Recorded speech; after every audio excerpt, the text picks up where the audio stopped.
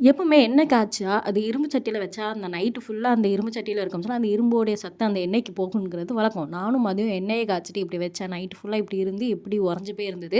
அதுக்கப்புறம் இத சூடு பண்ணி இலைக்கு அதுக்கப்புறம் நான் வந்து தலைக்கு தேய்க்க வேண்டிய சூழ்நிலை ஆயிடுச்சு. நல்லா தலைக்கு தேய்ச்சுட்டு, இன்னொன்னு இதில ஒரு வித்தியாசமான விஷயம் என்ன அப்படின்னா, இது வந்து நம்ம ஊரு காய் தான். ஆனா, இந்த ஊர்ல வந்து ஷேப் மட்டும் வித்தியாசமா இருக்கு. அது என்னங்கிறது கீழ கமெண்ட் பண்ணுங்க. இது வந்து பொங்க சாம்பார் எல்லா பயிரும் போட்டு, எல்லா காய்கறியும் போட்டுமே வச்சிருந்தேன். அரைச்சு விட்டு பொங்கலுக்கு செய்வோம்ல அதே மாரி.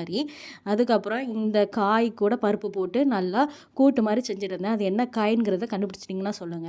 இப்போ சோறு, பொங்க சாம்பார், அந்த காய் பருப்பு போட்டு ஒரு கூட்டு. இன்னும் என் மெனு பெருசா போறதுக்கு காரணம், பக்கத்து வீட்டு ஆன்டி வந்து சிவப்பு தண்டு கீரையும், வெண்டைக்காய் குழம்பும் குடுத்துருந்தாங்க. அப்பளம், அதுக்கப்புறம் வெங்காய வடகம். நான் தயிர் சாதத்தில ஹாட்டின்லாம் விட்டு என் ஹஸ்பண்ட் இம்ப்ரெஸ் பண்ணிட்டு இருந்தேன். அதுக்கப்புறம் டெசர்ட்டுக்கு ரவா லட்டு. இதுதான் மதியத்துக்கு நாங்க செஞ்ச லஞ்ச் மெனு.